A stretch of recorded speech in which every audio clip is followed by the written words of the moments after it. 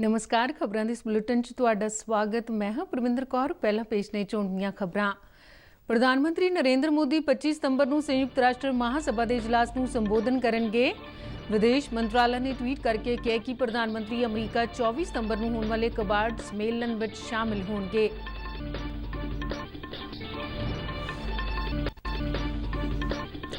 प्रधानमंत्री नरेंद्र मोदी आज उत्तर प्रदेश के अलीगढ़ च राजा महेंद्र प्रताप सिंह स्टेट यूनिवर्सिटी का नींह पत्थर रखेंगे।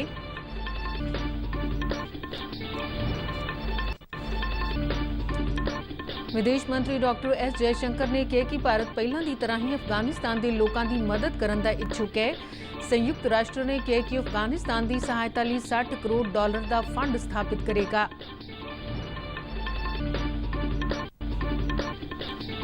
आज देश भर च हिंदी दिवस मनाया जा रहा है।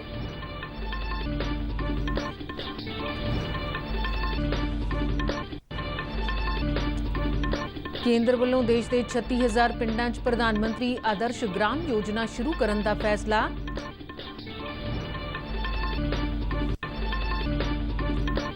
केंद्र अनुसार आज़ादी का अमृत महोत्सव के हिस्से वजों मनाए गए आइकॉनिक फूड प्रोसैसिंग वीक दौरान देश च 21 फूड प्रोसैसिंग प्रोजेक्टां का उद्घाटन किया गया। हुण खबरां विस्तार नाल। प्रधानमंत्री नरेंद्र मोदी 25 सितंबर को संयुक्त राष्ट्र महासभा के इजलास को संबोधन करेंगे। इजलास में इस साल होने वाली चर्चा का मुख्य विषय कोविड-19 तो सेहतयाब होने की उम्मीद राही लचकता, धरती दीआं लोड़ां नूं पूरा करन, लोकां दे अधिकारां दा मान सन्मान अते संयुक्त राष्ट्र का कायाकल्प है। विदेश मंत्रालय ने ट्वीट करके जानकारी दिंदिआं कहा कि प्रधानमंत्री 24 सितंबर को वाशिंगटन च होने वाले क्वाड सम्मेलन में भी हिस्सा लैणगे, जिसकी मेज़बानी अमरीका के राष्ट्रपति जो बाइडन करेंगे। क्वाड च भारत, जापान, अमरीका ते आस्ट्रेलिया शामिल है ते यह एक रणनीतिक मंच है जिसका उद्देश्य हिंद प्रशांत खेतर में शांति स्थापित करना है। यह पहली बार है कि क्वाड सम्मेलन में भारत के प्रधानमंत्री नरेंद्र मोदी, जापान के प्रधानमंत्री योशीहिदे सुगा, आस्ट्रेलिया के प्रधानमंत्री स्कॉट मॉरिसन और अमरीका के राष्ट्रपति जो बाइडन व्यक्तिगत रूप से शामिल होंगे। इस तो पहला इन्हां नेतावां ने इस साल मार्च में हुई क्वाड देशों की मीटिंग च वर्चुअल तौर पर हिस्सा लिया सी। प्रधानमंत्री नरेंद्र मोदी आज उत्तर प्रदेश के अलीगढ़ च राजा महेंद्र प्रताप सिंह स्टेट यूनिवर्सिटी का नींह पत्थर रखेंगे।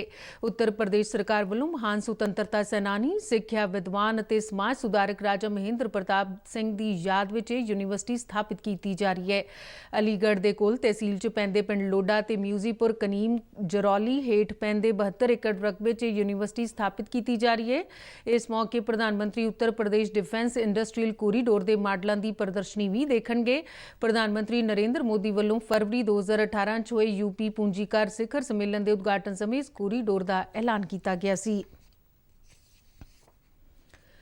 विदेश मंत्री डॉक्टर एस जयशंकर ने कहा कि अफगानिस्तान च उभरी गंभीर स्थिति के मद्देनज़र भारत पिछले समय की तरह अफगानिस्तान के लोगों की मदद करने का इच्छुक है। अफगानिस्तान 2021 च मानवतावादी स्थिति ते संयुक्त राष्ट्र वालों करवाए गए एक सम्मेलन च उन्होंने कहा कि भारत मानता है कि अंतर्राष्ट्रीय भाईचारे नूं अफगानिस्तान च सब तो वधिया वातावरण बनाने लिए इकट्ठे होना चाहिए। उन्होंने कहा कि इसलिए बहुत जरूरी है कि मानवतावादी सहायता प्रदान करने वालों नूं बिना किसी रुकावट के अफगानिस्तान तक जाने की इजाजत दी जाए। उन्होंने कि संयुक्त राष्ट्र कोल अजे यत्नां की निगरानी करन अते अफगान भाईचारे की सहायता लिए गैर पक्षपाती काम कराउण की शक्ति है। उन्होंने आख्या कि भारत ने हमेशा ही अफगानिस्तान के भविख बारे संयुक्त राष्ट्र की महत्वपूर्ण भूमिका का समर्थन किया है अते एक बहुपक्षी मंच विश्व के छोटे समूहों की सहमति बनाउण अते सांझी कार्रवाई नूं उत्साहित करने लिए हमेशा ही प्रभावशाली रहिंदा है। उन्होंने आख्या कि भारत का मनना है कि संयुक्त राष्ट्र सुरक्षा परिषद के मते 2593 नूं आउण वाले दिनां च अंतर्राष्ट्रीय भाईचारे के दृष्टिकोण की अगवाई करनी चाहिए क्यों जो अफगानिस्तान एक नाजुक और चुनौतीपूर्ण पड़ाव विचों लंघ रहा है। संयुक्त राष्ट्र ने आख्या कि अफगानिस्तान की सहायता लिए $60 करोड़ का फंड स्थापित करेगा। संयुक्त राष्ट्र के सकत्तर जनरल एंटोनियो गुतरस ने जनेवा च कॉन्फ्रेंस दौरान कहा कि अफगानिस्तान से पिछले महीने तालिबान के कब्जे तो बाद उत्थे मानवतावादी संकट पैदा हो गया। उन्होंने आख्या कि अफगानिस्तान के 3 नागरिकों विचों एक नूं इस गल का भी कोई पता नहीं कि उसनूं अगला खाना कित्थे नसीब होवेगा। उन्होंने कहा कि उत्थे गरीबी की दर वध रही है तो बुनियादी जनतक सेवावां ढह ढेरी होने के करीब ने। उन्होंने कहा कि इस महीने के अंत तक सर्दियों के मौसम के शुरू होने नाल अफगानिस्तान के लोगों को भोजन का बड़ा संकट पैदा हो सकता है।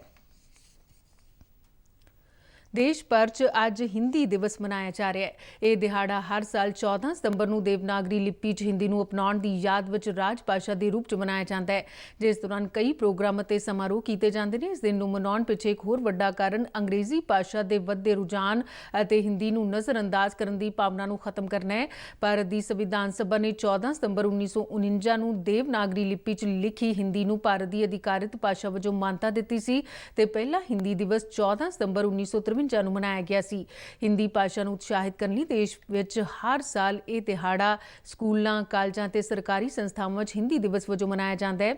ਇਹਨਾਂ ਸਮਾਰੋਹਾਂ ਦੌਰਾਨ ਹਿੰਦੀ ਭਾਸ਼ਾ ਨੂੰ ਉਤਸ਼ਾਹਿਤ ਕਰਨ ਲਈ ਯੋਗਦਾਨ ਪਾਉਣ ਵਾਲੇ ਸਾਹਿਤਕਾਰਾਂ ਅਤੇ ਵਿਦਵਾਨਾਂ ਨੂੰ ਰਾਜ ਭਾਸ਼ਾ ਕੀਰਤੀ ਪੁਰਸਕਾਰ ਅਤੇ ਰਾਜ ਭਾਸ਼ਾ ਗੌਰਵ ਪੁਰਸਕਾਰ ਨਾਲ ਸਨਮਾਨਿਤ ਕੀਤਾ ਜਾਂਦਾ ਹੈ। ਮਕਾਨ ਅਤੇ ਸ਼ਹਿਰੀ ਮਾਮਲਿਆਂ ਬਾਰੇ ਕੇਂਦਰੀ ਮੰਤਰੀ ਹਰਦੀਪ ਸਿੰਘ ਪੁਰੀ ਨੇ ਕਿਹਾ ਕਿ ਸਰਕਾਰ ਅੰਮ੍ਰਿਤ ਯੋਜਨਾ ਅਧੀਨ ਦੇਸ਼ ਦੀਆਂ ਸਾਰੀਆਂ ਹੀ 4378 ਸ਼ਹਿਰੀ ਸਥਾਨਕ ਸੰਸਥਾਵਾਂ ਨੂੰ ਪਾਣੀ ਦੀ ਸਪਲਾਈ ਯਕੀਨੀ ਬਣਾਉਣ ਲਈ 2.8 ਲੱਖ ਕਰੋੜ ਰੁਪਏ ਦੀ ਲਾਗਤ ਨਾਲ ਜਲ ਜੀਵਨ ਮਿਸ਼ਨ ਲਾਂਚ ਕਰੇਗੀ ਤੇ ਇਸ ਤੋਂ ਇਲਾਵਾ 500 ਸ਼ਹਿਰਾਂ ਨੂੰ ਤਰਲ ਰਹਿੰਦ ਖੂੰਹਦ ਦਾ ਪ੍ਰਬੰਧਨ ਕਰਨ ਦੇ ਯੋਗ ਬਣਾਵੇਗੀ। ਨਵੀਂ ਦਿੱਲੀ 'ਚ ਕੁਨੈਕਟ 2021 ਦੇ ਉਦਘਾਟਨੀ ਇਜਲਾਸ ਨੂੰ ਸੰਬੋਧਨ ਕਰਦਿਆਂ ਉਨ੍ਹਾਂ ਕਿਹਾ ਕਿ 2015 ਤੋਂ 2021 ਦੇ 6 ਸਾਲਾਂ ਦੌਰਾਨ ਸ਼ਹਿਰੀ ਵਿਕਾਸ ਤੇ ਹੋਣ ਵਾਲਾ ਕੁੱਲ ਖਰਚ 8 ਗੁਣਾ ਵੱਧ ਗਿਆ ਤੇ ਇਹ 2004 ਤੋਂ 2014 ਤੱਕ 1.57 ਲੱਖ ਕਰੋੜ ਤੋਂ ਵੱਧ ਕੇ 11.83 ਲੱਖ ਕਰੋੜ ਰੁਪਏ ਹੋ ਗਿਆ। ਕਬਾਇਲੀ ਮਾਮਲਿਆਂ ਬਾਰੇ ਕੇਂਦਰੀ ਮੰਤਰੀ ਅਰਜੁਨ ਮੁੰਡਾ ਨੇ ਕਿਹਾ ਕਿ ਉਨ੍ਹਾਂ ਦਾ ਮੰਤਰਾਲਾ ਦੇਸ਼ ਭਰ ਦੇ 36000 ਪਿੰਡਾਂ 'ਚ ਪ੍ਰਧਾਨ ਮੰਤਰੀ ਆਦਰਸ਼ ਗ੍ਰਾਮ ਯੋਜਨਾ ਸ਼ੁਰੂ ਕਰੇਗਾ। ਗੁਹਾਟੀ 'ਚ ਪੱਤਰਕਾਰਾਂ ਨਾਲ ਗੱਲਬਾਤ ਕਰਦਿਆਂ ਉਨ੍ਹਾਂ ਕਿਹਾ ਕਿ 50% ਕਬਾਇਲੀ ਆਬਾਦੀ ਵਾਲੇ ਪਿੰਡਾਂ ਨੂੰ ਤਰਜੀਹ ਦਿੱਤੀ ਜਾਵੇਗੀ। ਉਨ੍ਹਾਂ ਕਿਹਾ ਕਿ ਅਸਾਮ ਦੇ 1700 ਕਬਾਇਲੀ ਪਿੰਡਾਂ ਨੂੰ ਆਦਰਸ਼ ਪਿੰਡਾਂ 'ਚ ਤਬਦੀਲ ਕੀਤਾ ਜਾਵੇਗਾ। ਉਨ੍ਹਾਂ ਕਿਹਾ ਕਿ ਅਸਾਮ 'ਚ 184 ਨਵੇਂ ਵਣ ਧਨ ਕੇਂਦਰ ਸਥਾਪਿਤ ਕੀਤੇ ਜਾਣਗੇ, ਜਿਨ੍ਹਾਂ ਨਾਲ 60000 ਤੋਂ ਵੱਧ ਲੋਕਾਂ ਨੂੰ ਫਾਇਦਾ ਹੋਵੇਗਾ। ਉਨ੍ਹਾਂ ਕਿਹਾ ਕਿ ਉਨ੍ਹਾਂ ਦਾ ਮੰਤਰਾਲਾ ਦੇਸ਼ ਦੇ ਕਬਾਇਲੀ ਲੋਕਾਂ ਦੇ ਸ਼ਕਤੀਕਰਨ ਲਈ ਦਿਨ ਰਾਤ ਕੰਮ ਕਰ ਰਿਹਾ ਹੈ। ਕੇਂਦਰ ਨੇ ਕਿਹਾ ਹੈ ਕਿ 2022-23 ਦੇ ਸੌਣੀ ਮਾਰਕੀਟਿੰਗ ਸੀਜ਼ਨ ਲਈ ਐਲਾਨਿਆ ਗਿਆ ਫਸਲਾਂ ਦਾ ਘੱਟੋ-ਘੱਟ ਸਮਰਥਨ ਮੁੱਲ ਉਤਪਾਦਨ ਲਾਗਤ ਦੇ 1.5 ਗੁਣਾ ਦੇ ਬਰਾਬਰ ਜਾਂ ਇਸ ਤੋਂ ਵੱਧ ਹੈ।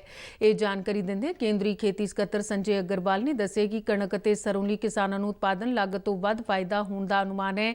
ਉਨ੍ਹਾਂ ਕਿਹਾ ਕਿ ਇਨ੍ਹਾਂ ਦੋਹਾਂ ਫਸਲਾਂ ਤੇ 100% ਲਾਭ ਮਿਲਦਾ ਹੈ, ਜਦਕਿ ਮਸੂਰ ਦਾਲ ਅਤੇ 79% ਅਤੇ ਛੋਲਿਆਂ ਤੇ 74% ਲਾਭ ਹੋਣ ਦਾ ਅਨੁਮਾਨ ਹੈ। ਆਰਥਿਕ ਮਾਮਲਿਆਂ ਬਾਰੇ ਕੇਂਦਰੀ ਕੈਬਨਿਟ ਨੇ ਇਸ ਮਹੀਨੇ ਦੀ 8 ਤਰੀਕ ਨੂੰ 2022-23 ਦੇ ਸੌਣੀ ਮੰਡੀ ਸੀਜ਼ਨ ਲਈ ਫਸਲਾਂ ਦੇ ਘੱਟੋ-ਘੱਟ ਸਮਰਥਨ ਮੁੱਲ 'ਚ ਵਾਧੇ ਦੀ ਮਨਜ਼ੂਰੀ ਦਿੱਤੀ ਸੀ।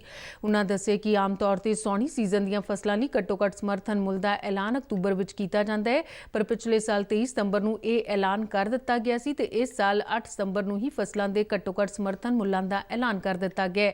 ਉਨ੍ਹਾਂ ਕਿਹਾ ਕਿ ਪਿਛਲੇ ਸਾਲ 700 ਲੱਖ ਟਨ ਝੋਨੇ ਦੀ ਖਰੀਦ ਕੀਤੀ ਗਈ ਸੀ ਤੇ ਮੌਜੂਦਾ ਸੀਜ਼ਨ ਵਿੱਚ 879 ਲੱਖ ਟਨ ਤੋਂ ਵੱਧ ਝੋਨੇ ਦੀ ਖਰੀਦ ਘੱਟੋ-ਘੱਟ ਸਮਰਥਨ ਮੁੱਲ ਤੇ ਕੀਤੀ ਗਈ ਹੈ, ਜਿਸ ਨਾਲ ਤਕਰੀਬਨ 130 ਲੱਖ ਕਿਸਾਨਾਂ ਨੂੰ ਫਾਇਦਾ ਹੋਵੇਗਾ।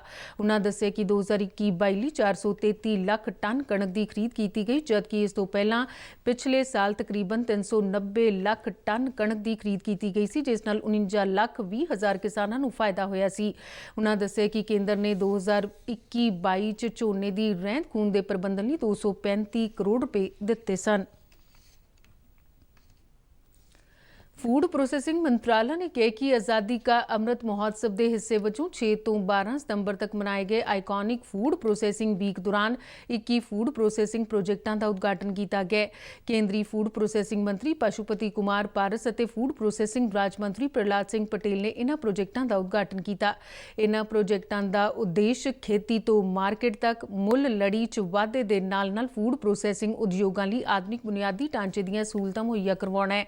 इन्हां प्रोजेक्टां ते कुल 416 करोड़ 59 ਲੱਖ रुपए खर्च आया ते मंत्राला ਵੱਲੋਂ इन्हां प्रोजेक्टां ਲਈ 104 करोड़ रुपए तो ਵੱਧ ਦੀ ਆਰਥਿਕ ਸਹਾਇਤਾ ਮਨਜ਼ੂਰ ਕੀਤੀ ਗਈ ਹੈ।